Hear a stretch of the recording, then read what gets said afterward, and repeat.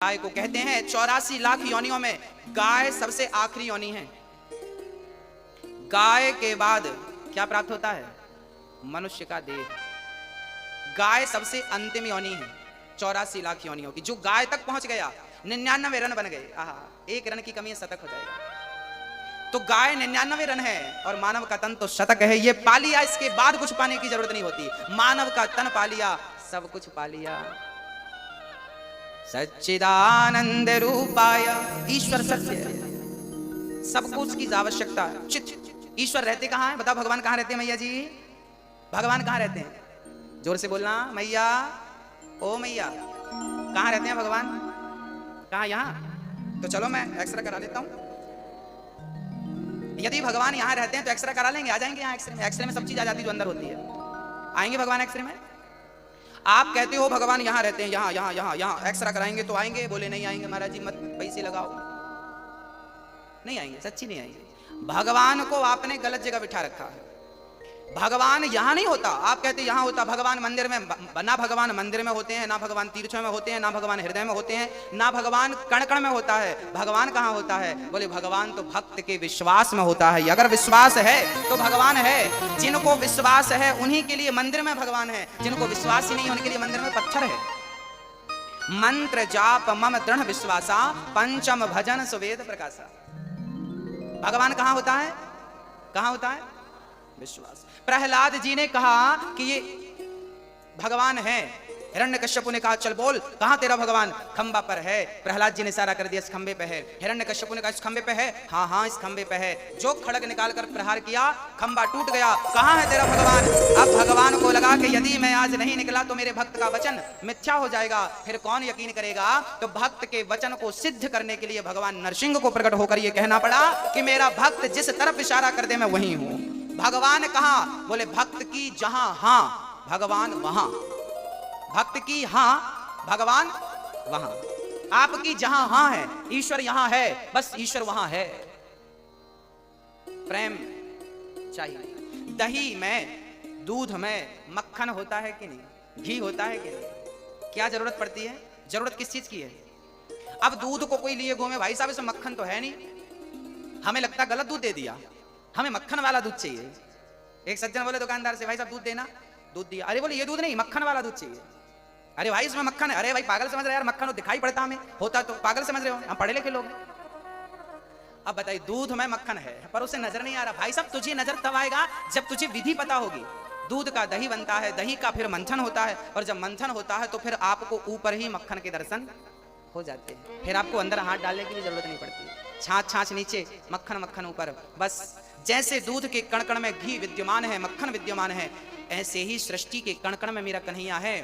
पर दही का जब तक मंथन ना किया जाए मक्खन तक पहुंचना पॉसिबल नहीं है। ऐसे ही जब तक भक्ति ना की जाए, प्रेम ना किया जाए, तब तक उस कृष्ण तक पहुंचना भी संभव नहीं है।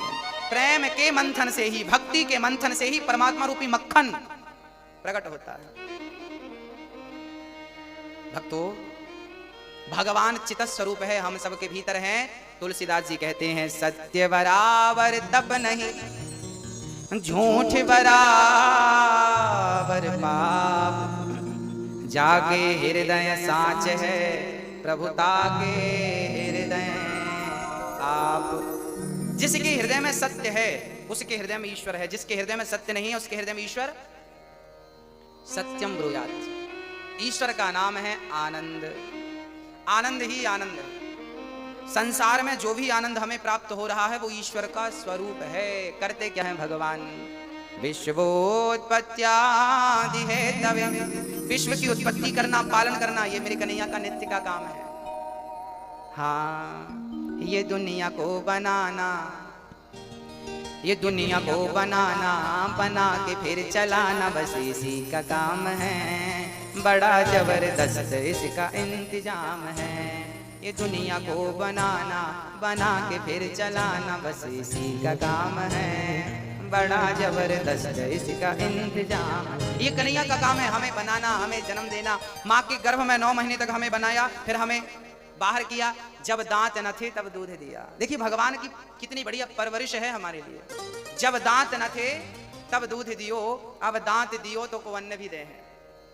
जलमय छलमय पशु पक्षिन की सबकी सुधि लेते हैं, तेरे हूँ ले हैं। जान को देते अजान को देते, जहान को देते वो तो को भी दे हैं। रे मन मूर्ख सोच करे, क्यों सोच करे कछु हाथ ना आए।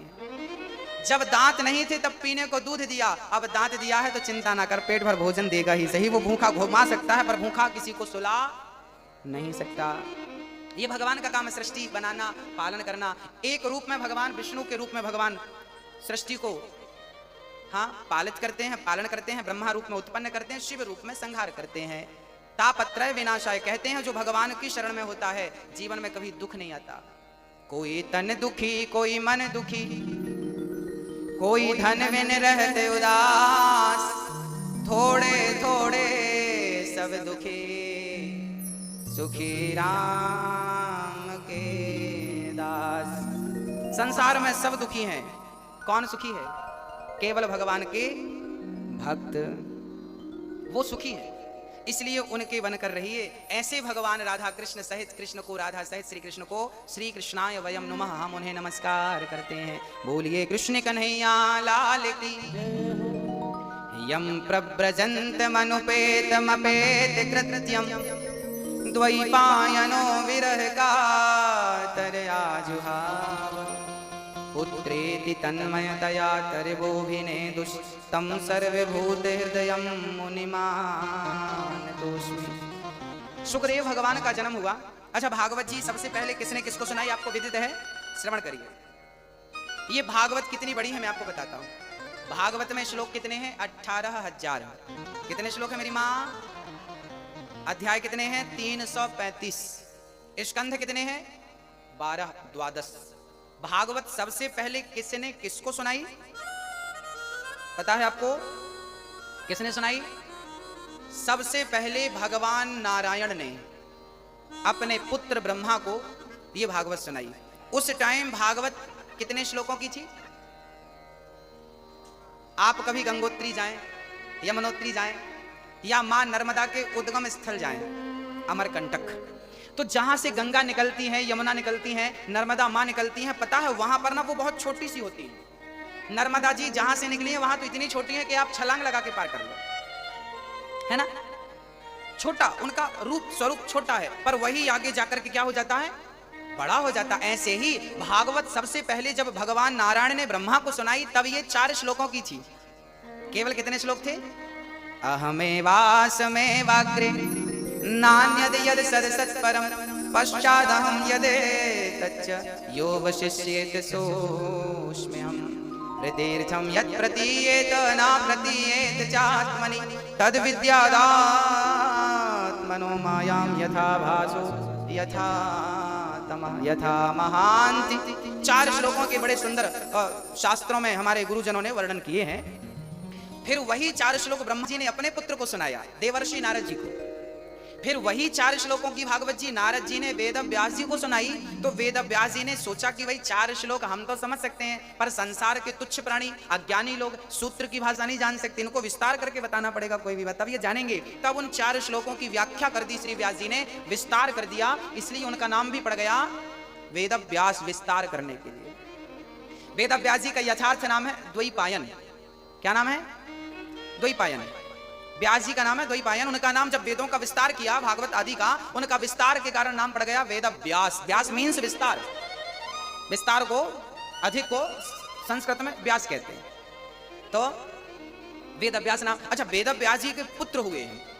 एक बार क्या हुआ, भगवान शंकर अपनी पत्नी माँ, हमारी माँ पार्वती से कहा, देवी आज आप बड़ी उदास हो। पार्वती ने कहा, प्रभु मुझे चिंता सता रही है, मैं आपसे बिछड़ना नहीं चाहती, मैं मरना नहीं चाहती, कुछ ऐसा करो कि मैं मरूं ना, क्योंकि मैं पिछले जन्म में मर गई थी, आपसे दूर चली गई थी, मुझे बिल्कुल अच्छा नहीं लगा। अच्छा, पार्वती पिछले जन्म में क्या थी? माता सती। सती दक्ष के यज्ञ में गई, जलकर भस्म हो गई, फिर बाद में वो क्या बनी? पार्वती। अब माता पार्वती ने कहा, प्रभु मैं आपको एक पल के लिए भी छोड़ना नहीं चाहती। शंकर जी बोले, तो फिर पार्वती ने कहा, प्रभु अच्छा ये बताओ, मैं तो कई बार मर चुकी, आप कितने बार? शंकर जी बोले, हम तो एक ही बार पैदा हुए हो तब से आज तक है, हम बार बार पैदा नहीं होते, हम मरते। भाई जो मरेगा वो पैदा होने की उम्मीद, मरेगा ही नहीं, सवाल ही नहीं खड़ा होता दोबारा पैदा होने का। पार्वती जी ने कहा, आपने कभी मरे ही नहीं आप? शंकर जी बोले, क्या चाहते हो, मर जाए? पार्वती जी बोली, हम नहीं चाहते कि आप मरें, पर ये बताइए कि आप कभी नहीं मरते, इसका राज क्या है? शंकर जी बोले हमने अमर कथा सुन रखी है, और जो अमर कथा श्रवण कर लेता है वो कभी मरता नहीं, मृत्यु के चक्कर से सदा सदा के लिए मुक्त हो जाता है। पुनरपि जननम पुनरपि मरणम पुनरपि जननी जठरे शयनम भज गोविंदम गोविंदम भज मूढ़मते। आद्य शंकराचार्य जी ने कहा है कि जो गोविंद का भजन करता है, जो गोविंद की शरण में रहता, भज गोविंदम गोविंदम भज मूढ़मते। मूढ़मते मतलब हम, मूढ़मते मतलब अज्ञानी लोग है, अज्ञानी लोग। तू गोविंद का नाम जप, इसलिए जप ताकि तू यदि जपेगा तो आने जाने के चक्कर से, पुनरपि जननम पुनरपि मरणम, इस चक्कर से सदा सदा के लिए तू मुक्त हो जाएगा। पार्वती जी से शंकर जी ने कहा मैंने उस नाम को बहुत जपा है, कथा सुनी है, इसलिए मैं मरूंगा ही नहीं। 7 दिन बाद राजा परीक्षित से सुखदेव जी ने यही पूछा, राजन क्या आप मरोगे? परीक्षित ने कहा प्रभु मैं तो आत्मा हूं, आत्मा अविनाशी है, कभी नहीं मरती। जो भागवत सुन लेता है वो अपने स्वरूप को जान लेता है, वो इस बात को जान जाता है कि मैं कभी मरूंगा ही नहीं, क्योंकि वो अपने आप को शरीर नहीं आत्मा समझने लगता है। इसलिए शंकर जी ने कहा देवी, पार्वती जी ने कहा तो हमें भी वो कथा सुनाओ जिससे आप मरते नहीं है। शंकर जी बोले चलो। अब शंकर जी पार्वती को लेके अमरनाथ चले गए। अमरनाथ के जंगल में डमरू बजाई, सारे पशु पक्षी भाग गए, पर एक छोटा सा शुक मीन्स तोता। अच्छा ये तोता कौन था? जब राधा जी धराधाम में लीला करने आई, आज शायद बात होगी आपसे, आज या कल, आज कहां कहां चलेंगे मैं आपको बता। अच्छा मैं 2 दिन की रूपरेखा बता देता हूं। इन 2 दिन में हो सकता कुछ जगह आज जाए कुछ जगह चले, इसलिए मैं समझा देता हूं। हम लोग 84 कोस की परिक्रमा में भांडी वन चलेंगे, है ना? कहां चलेंगे? भांडी वन में क्या हुआ था? भांडी वन में, हाँ जी, भांडी वन में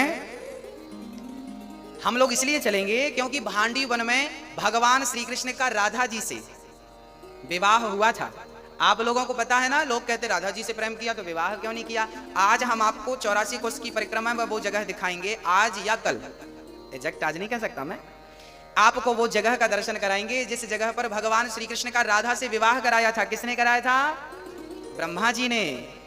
किसने लिखा है इस बात को? गर्गाचार्य जी ने। गर्गाचार्य जी गर्ग संहिता में इस बात को लिखते हैं, राधा जी का जिस स्थान पर विवाह हुआ था उस जगह का दर्शन करने का हमें सौभाग्य मिलेगा। भक्तों अब एक जगह और है, भरतौड़ बिहारी जी, जहां आज, अब मैं आपको रूपरेखा बता रहा हूं, अब यहां इनमें से कहां आज जाते हैं कहां कल, वो आपको हम वही बताएंगे। इसमें से एक दर्शन आज आपको हो सकता है भरतौड़ बिहारी जी का। ये वृंदावन का वो मंदिर है। मैं कथा में एक बार आपको, अच्छा भागवत में जितनी कथाएं आपने सुनी है वो सारी लीलाएं उस जगह पर हुई हैं, वो कथाएं आपको मैं बताऊंगा, आपको याद आता जाएगा। एक बार क्या हुआ था ना, भगवान गाय चराने गए। गाय चराने के लिए भगवान श्री कृष्ण गए, तो भगवान को जंगल में बड़ी भूख लगी, तो वहां पर यज्ञ कर रहे थे, बहुत सारे पंडित जी यज्ञ कर रहे थे। भगवान ने पंडित जी से कहा, पंडित जी हमें भोजन कराइए, बड़ी भूख लगी। पंडित जी स्वाहा स्वाहा स्वाहा, पंडित जी ने उनको, चूंकि यज्ञ करता ब्राह्मण बोलता नहीं है ना, मौन रख के करना। अब पंडित जी बोल तो नहीं रहे थे, अब बच्चों को अब बच्चे तो बच्चे, खीर रखी थी तो बच्चों ने हाथ डाल दिया यज्ञशाला में। अब पंडित जी ने जो लाठी उठाई और दौड़ा, सारे बच्चे भागे, कन्हैया जी भागे। कन्हैया बोले लाला आज तो भूखी रहना पड़े, पंडित जी तो कुछ ना देवे। अब पंडित जी स्वाहा स्वाहा किसके लिए कर रहे हैं? भगवान को खिलाने के लिए, और खास भगवान खुद चल कर आया तो लठ मार के भगा दिया। अब यज्ञ करने वाले पंडितों की पंडितानी थी, कहते ना माँ के अंदर बड़ी ममता होती है, वो पंडितानी देख रही थी कि बच्चे बड़े भूखे और बड़े सुंदर हैं और इन बच्चों को भोजन। अब पंडितानी ने जल्दी से बच्चों को, बेटा यहाँ आओ यहाँ आओ। अब पंडितानियों ने बुलाया और जल्दी से बढ़िया खीर बनाई और बढ़िया हलवा बनाया, बढ़िया पूड़ी बनाई, और ठाकुर जी को गोद पर बिठा के यज्ञ करने वाले वो स्वाहा ही स्वाहा करते रह गए, और इन्होंने तो बढ़िया गोद पर बिठा के जगत के पालनहार को खिलाया अपने हाथ से। अब पंडित जी ने देखा मेरी पंडितानी खिला रही है, अभी आता हूं, खैर नहीं तेरी। अब पंडितानी ने घूंघट कर लिया, उस तरफ देखेंगे नहीं। अब पंडितानियों ने बड़े प्यार से मेरे कन्हैया के लिए भोजन बनाया और भोजन कराया, और जब भोजन करके जाने लगे भगवान, तो जिस जगह पर पंडितानियों ने भगवान को गोद पर बिठाकर भोजन कराया था उसी मंदिर का नाम है भरतौड़ मंदिर, जो 84 कोश की यात्रा में आज या कल आपको दर्शन होगा वो जगह।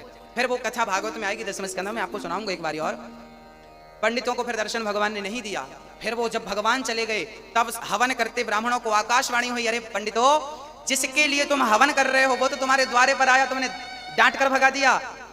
अब तो सारे पंडित रोने लगे, प्रभु अपराध हो गया, हम आपको पहचान नहीं सके, बड़ी गलती हो गई, क्या करें प्रभु। तब भगवान ने कहा अपनी पत्नियों का दर्शन करो, तुम्हारी पत्नियों का दर्शन करोगे तो तुम्हारी पत्नियों में ही अब भगवान का दर्शन होगा। तब वो पंडित लोग जाकर अपनी पत्नियों का दर्शन किया कि तेरी गोद सफल हो गई, जो तेरी गोद में आज जगत का पालनहार बैठ गया, और तेरे वो हाथ सफल हो गए जिन हाथों से तूने जगत के पालनहार को भोजन करा दिया। तब अपनी पत्नियों का दर्शन किया। भगवान को फिर भी दर्शन, भगवान का दर्शन नहीं हुआ पंडितों को। फिर आप कितना भी यज्ञ कर लो, कितना भी कुछ कर लो, पर आपके भीतर प्रेम नहीं है, क्योंकि मिला ही ना रघुपति बिनु अनुरागा, कि ये जोग जप ज्ञान विरागा। हाँ, आज यमुना पूजन के साथ हम लोग यात्रा उठाएंगे। यमुना पूजन के बाद हम बेलवन लक्ष्मी मंदिर चलेंगे, माट भांडीर वन चलेंगे, बंसीवट चलेंगे। बंसीवट कौन सा वट है जानते हैं? बंसीवट में जहां पर भगवान ने बंसी बजा करके भक्तों को, गोपियों का आवाहन किया था। और मधुवन, मधुवन वही वन है जहां पर प्रहलाद, ध्रुव जी ने तपस्या की थी। ध्रुव जी ने 6 महीने तपस्या की और भगवान को पाया था। वो ध्रुव जी की तपस्या स्थल, तपस्थली वहां पर है। मैं आपको दर्शन कराऊंगा। ये सारे दर्शन जो हैं आपको करा करके, और फिर वही हम आपको समझाते रहेंगे कि ये दर्शन की ये महिमा है, ये दर्शन इसलिए हुआ। फिर उनका विस्तार कल की कथा में, कल के सत्य में करेंगे। बोलिए भक्त वत्सल भगवान की।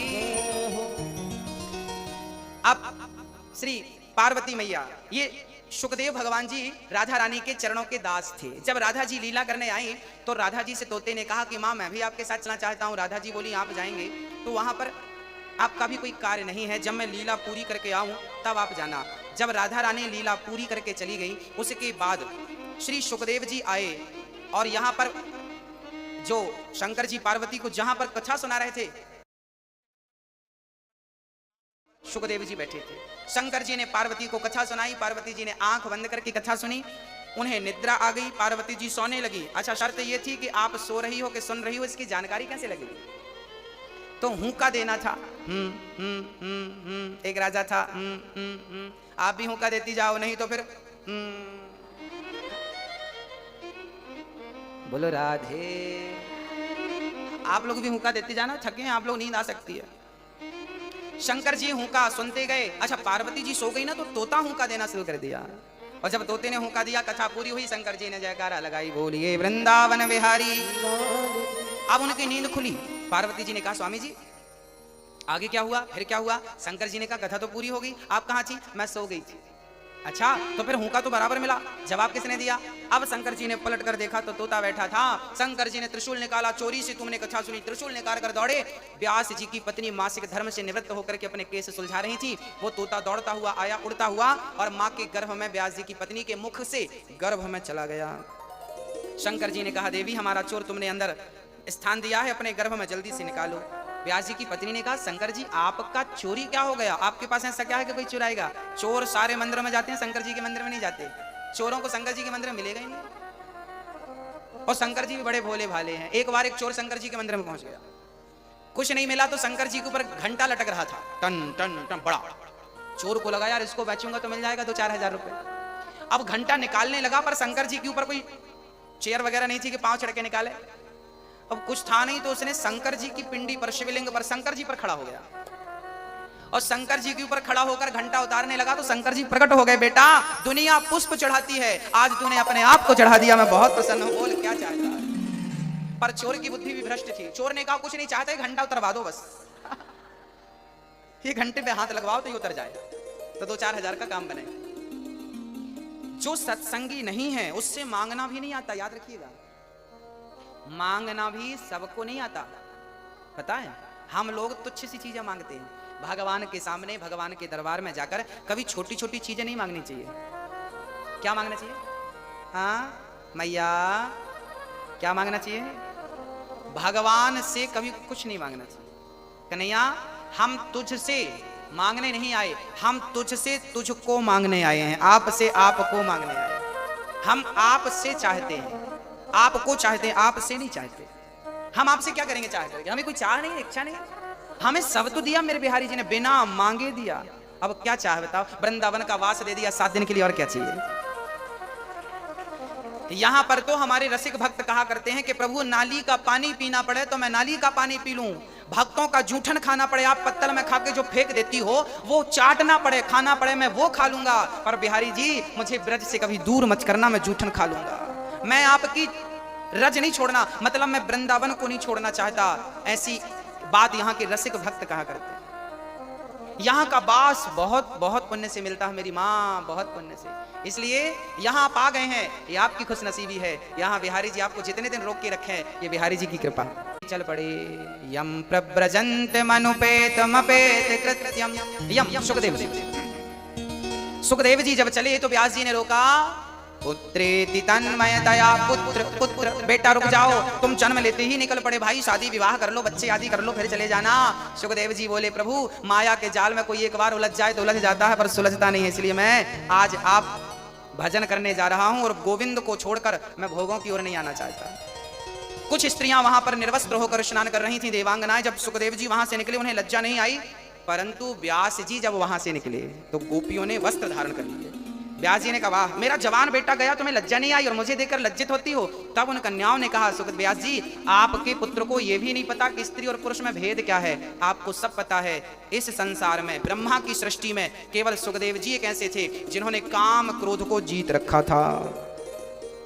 आज हमारी एक मैया नाराज हो गई, गुरुजी 2 घंटे हो गए हमें खड़े, कोई सुनवाई नहीं हो रही है, हम जा रहे हैं वापस, हम जा रहे हैं, है ना। होता है जब आप लोग बहुत देर तक खड़े रहते हैं, आप परेशान हो जाते हैं, तब आप ना चाह करके भी बोलते हैं। देखिए वृंदावन में आके पहली बात तो कभी हमें गुस्से ही करना, और यहां आके हम कभी ये नहीं कह सकते कि हम जा रहे हैं। हाँ धोखे से मत कहिएगा, क्योंकि ये बात यदि बिहारी जी ने सुन लिया तो बिहारी जी कहेंगे फिर जाओ, क्योंकि यहां आप आए हैं, आपकी मर्जी से नहीं आए। मैं फिर से कह रहा हूं आप आए नहीं हैं, यहां बिहारी जी ने आपके अंदर प्रवेश करके ये प्रेरणा दी है कि चलो मेरे दर पे आओ। हाँ यदि थोड़ी सी असुविधा हुई है हम उसे स्वीकार करें और सुधार करेंगे, पर आप धोखे से ये मत कहिए कि हम जा रहे हैं। हम सुन लेंगे तो चलेगा, पर बिहारी जी नहीं सुने ये बात, है ना। दूसरी बात यह है सुखदेव जी, सुखदेव जी को राजा जनक के द्वार पे भेजा गया था। सुखदेव जी द्वार पर गए, द्वारपालों ने रोक दिया, चल खड़ा रहे। सुखदेव जी खड़े रहे, वहीं बैठ गए। सुखदेव जी बोले राजा साहब से मिलना है, कब मिलेंगे? बोले राजा साहब तो कल मिलेंगे। कोई बात नहीं, सुखदेव जी बैठ गए, वहां चिंतन करने लगे। कल फिर उठे, अब राजा साहब मिलेंगे? नहीं नहीं नहीं, आज नहीं मिलेंगे, कल मिलेंगे। भक्तों शास्त्रों में लिखा है कि सुखदेव जी को 7 दिन तक द्वार पर बिठाया रखा, ना पानी मिला ना भोजन मिला। क्यों? क्योंकि सुखदेव जी को व्यास जी ने भागवत पढ़ाया। तो व्यास जी को लगा मैं अपने बेटे को भागवत तो पढ़ाऊंगा, क्या मेरा बेटा भागवत पढ़ने के योग्य है? क्या भागवत ये राजा परीक्षित को सुनाएगा तो क्या कथावाचक के योग्य है? क्या ये कथावाचक बन सकता है? क्या ये कथा सुनाने के योग्य है? क्या कथा पढ़ने समझने सीखने के योग्य है? तब पिता स्वयं व्यास जी ने अपने पुत्र सुखदेव जी को भेजा और जनक से कहा कि आप मिलना मत, मैं इसकी परीक्षा ले रहा हूं। 7 दिन तक द्वारपालों ने जलील किया सुखदेव जी को। यहाँ बैठ 7 दिन तक जलील किया, खाना पीना कुछ नहीं। पर धन्य है सुखदेव जी कि उन 7 दिन में इतनी सी भी गुस्सा, इतना सा भी क्रोध नहीं आया। अब व्यास जी समझ गए कि मेरा बेटा कथा सुनाने और सुनने के योग्य है। देखिए कथा सुनने का योग्य भी सब नहीं है, याद रखिए। आप लोग सुन रहे हैं, आप ईश्वर की कृपा है, पर कथा सुनने के योग्य कौन है? सुनाने की काबिलियत किसके अंदर है? जिसके अंदर गंभीरता हो, सहनशीलता हो। हाँ ये नहीं कि हम आए और हम बस गुस्सा करने लगना। शांति, समुद्र कभी अपनी मर्यादा नहीं छोड़ता, हमें भी अपनी शांति की मर्यादा, शांति का परिचय नहीं छोड़ना चाहिए। सुखदेव जी 7 दिन के बाद जब राजा जनक से मिले, वार्तालाप हुई, कोई शिकायत नहीं कि साहब हम 7 दिन से खड़े रहे आपके द्वार पे, हम मिले ही नहीं और हम जा रहे हैं, तो मत मिलो ना। ये लक्षण नहीं है। ये हम तुच्छ लोग हैं ना, हमें बात बात पर गुस्सा आता, क्रोध आता। मैं समझता हूं कि आप थके हैं, आप दूर से आए हैं, आपको भी फ्रेश होना है, रेडी होना है, तैयार होना है, जरूरी है। नित्य की क्रियाएं तो जरूरी है, पर वो सारी सुविधाएं हम थोड़ा नजर डालें, यहां वहां पूछो, सब कुछ मिलेगा, सब कुछ मिलेगा। पर आप जीवन में, यहां नहीं, मैं 7 दिन की बात नहीं कर रहा हूं, आप अपने घर पे भी अपने बच्चों के साथ, पति और पत्नी के साथ भी कभी अपने धैर्य को खोइए मत। जीवन में क्रोध कब आता है? क्रोध किसे आता है? जिसने धैर्य को खो दिया उसे क्या आएगा? क्या आएगा?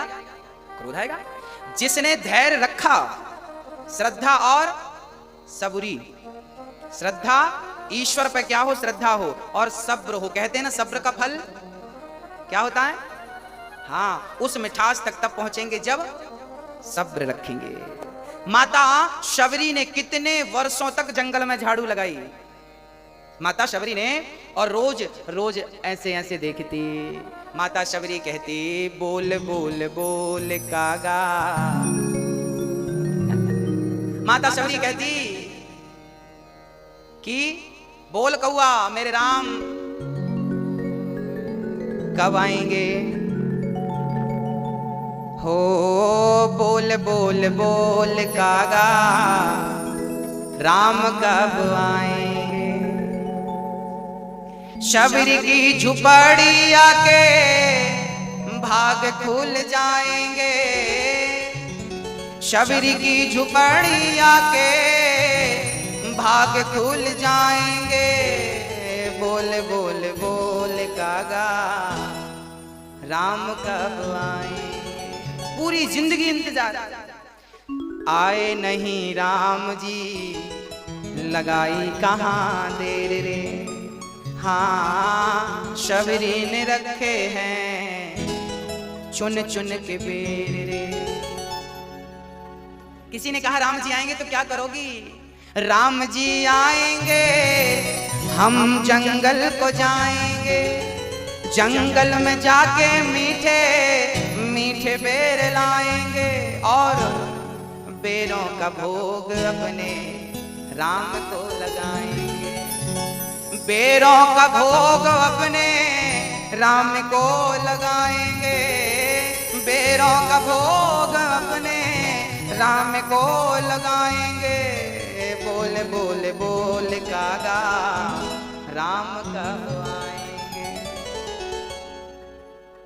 पूरी जिंदगी निकल गई पर सेवा नहीं छोड़ी, पूरे जंगल में झाड़ू लगाती। किसी ने कहा माता शबरी ये पूरे जंगल में झाड़ू क्यों लगाती है? बोले कब आ जाएं, कहां से आ जाएं, कोई नहीं जानता। मेरे राम के चरणों में कांटे ना चुभे, कंकड़ ना चुभे, कोई पत्थर ना लग जाए, पूरा जंगल साफ कर देती है। सेवा नहीं छोड़ा माता शबरी ने। और हमें भी क्या नहीं छोड़ना चाहिए?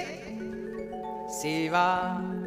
माता शबरी राम की सेवा क्या करती थी? झाड़ू लगाकर अपने गुरु जी के बर्तन धुलती थी, गुरु जी के चरणों की सेवा। जिस रास्ते से गुरु निकलते झाड़ू लगा देती। वो राम को नहीं जानती थी पर गुरु को जानती थी, और गुरु को जान गई तो गुरु ने राम तक पहुंचा दिया। यही गुरु का काम है। जो गुरु तक पहुंच जाता है वो राम तक पहुंच जाता है। इसलिए जीवन में गुरु की आवश्यकता होती है, क्योंकि गुरु तक शबरी पहुंची तो राम तक पहुंची। माता शबरी को राम तक किसने पहुंचाया? मतंग मुनि ने। आपके गुरु का नाम क्या था? जब गुरु जी मरने लगे, जिस दिन राम जी का वनवास हुआ उस दिन मतंग मुनि ने अपना शरीर पूरा किया।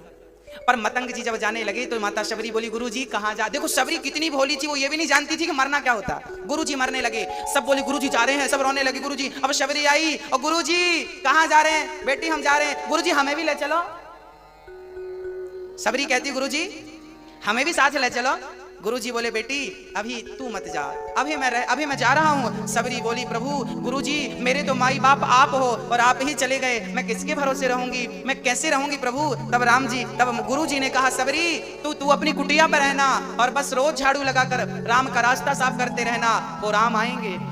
शबरी बोली कि आएंगे तो मैं पहचानूंगी कैसे गुरु जी? गुरु जी ने कहा दो भाई होंगे, एक गोरा होगा एक सांवला होगा, और दोनों के हाथ में धनुष और बाण होंगे। आप जब जिसको देखना और जिसको देखने से नेत्रों में जल आ जाए, प्रेम उमड़ जाए, समझ लेना कि वही मंजिल है जहां तुम्हें पहुंचना है, वही राघव है। और शबरी माता झाड़ू लगाती और गुरु के वचनों पर विश्वास कर लिया कि गुरु ने कहा है तो आएंगे जरूर। बस क्या कहा है? गुरु ने कहा है तो आएंगे जरूर। बस सब भूल गई, दुनिया को छोड़ दिया, बस झाड़ू लगाने का गुरुजी ने कहा है। झाड़ू लगाती और राम का वही चिंतन। गुरुजी ने कहा सांवले हैं, धनुष बाण है, तो वो सांवले रंग का चिंतन करती, धनुष बाण का चिंतन करती, और बस वो देखती बुढ़ापा आ गया। आज जब साधु संतों के बीच में राम जी पहुंचे, साधुओं ने कहा प्रभु आप हमारी कुटिया में चरण रखो। राम जी ने कहा पहले मेरी शबरी माता का घर बता दो। शबरी माता कहाँ है? पहले मैं उनकी कुटिया पे जाऊंगा। जो बड़े बड़े तपस्वी संत थे जिनको अपनी तपस्या का अहंकार था, आज उनका अहंकार नष्ट हो गया कि भगवान तपस्वियों के घर नहीं प्रेमियों के घर पहले जाया करते हैं। इसलिए इतनी कृपा सांवरे बनाए रखना। ओ मरते दम तक सेवा में लगाए रखना। इतनी कृपा। दोनों हाथ उठाकर मस्ती से, यदि आप मस्ती से ठाकुर जी से प्रार्थना करेंगे तो प्रभु आपकी भी सेवा स्वीकार करेंगे।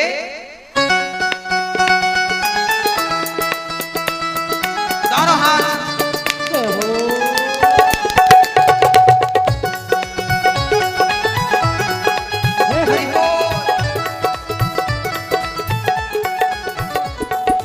इतनी कृपा सांवरे, इतनी कृपा सांवरे बनाए रखना। इतनी कृपा सांवरे बनाए रखना।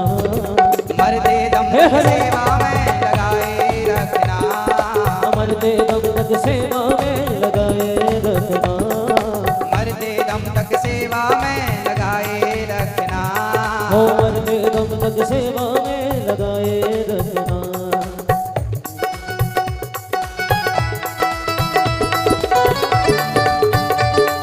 हरि बोल, हरि बोल। जय हो। क्या हो?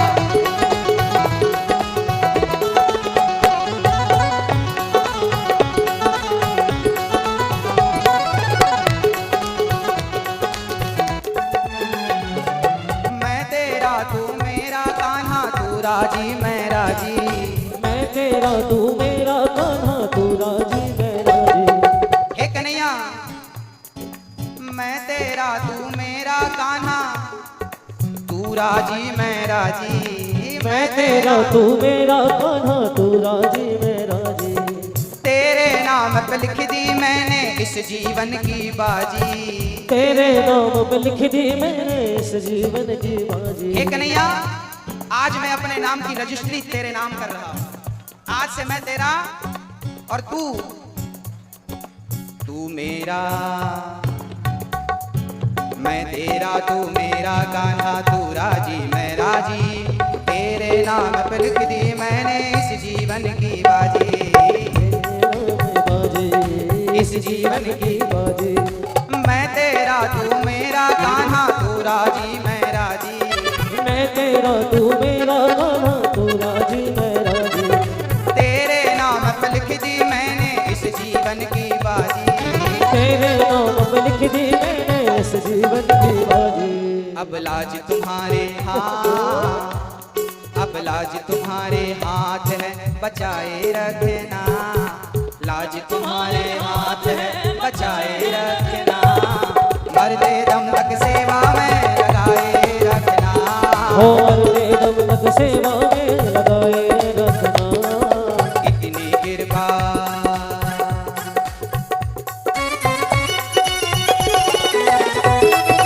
हरि बोल।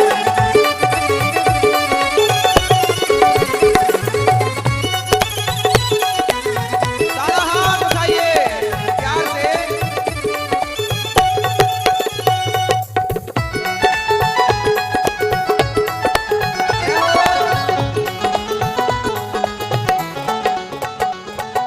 हाथ जोड़ मैं करूं प्रार्थना, भूल कभी ना जाना। हो हाथ जोड़ मैं करूं प्रार्थना, भूल कभी ना जाना। तेरे दर पर बना रहे बस मेरा आना जाना। तेरे दर पर बना रहे बस मेरा आना जाना। हे कन्हैया, मुझे कभी भूल मत जाना प्रभु, और तेरे दर पर मैं आता रहूं, तेरा दर्शन बार बार करता रहूं। हाथ जोड़ मैं करूं प्रार्थना, भूल कभी ना जाना। तेरे दर पर बना रहे बस मेरा आना जाना। हो मेरा आना जाना, मेरा आना जाना। हाथ जोड़ मैं करूं प्रार्थना, भूल कभी ना जाना। हाथ जोड़ मैं करूं प्रार्थना, भूल कभी ना जाना। तेरे दर पर बना रहे बस मेरा आना जाना। तेरे दर पर बना रहे बस मेरा आना जाना। दिन भर दिन ये सिलसिला बढ़ाए रखना। दिन पर दिन ये सिलसिला बढ़ाए रखना। मरते दम तक सेवा में लगाए रखना। मरते दम तक सेवा में लगाए रखना। और कन्हैया से प्रार्थना क्या है?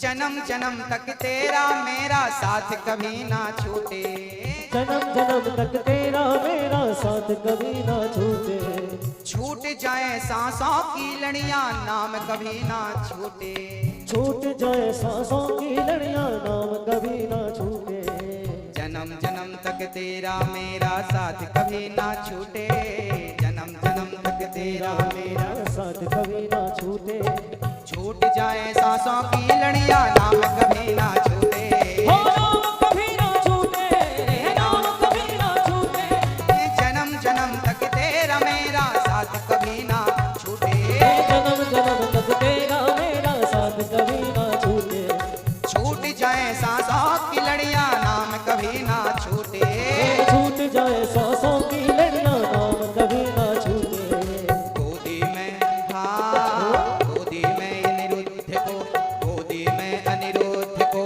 बिठाए रखना, गोदी में अनिरुद्ध को बिठाए रखना, मरते दम तक सेवा में लगाए रखना, मरते दम तक सेवा में लगाए रखना, मरते दम तक सेवा में लगाए रखना, इतनी कृपा सावरे बनाए रखना, इतनी कृपा सावरे बनाए रखना, मरते दम तक सेवा में लगाए रखना, मरते दम तक सेवा में लगाए रखना, मरते दम तक मरते दम तक मरते दम तक सेवा में लगाए रखना। बोलिए भक्तवत्सल भगवान की। मरते दम तक प्रभु आपकी सेवा में, जन्म जन्म तक तेरा मेरा साथ कभी ना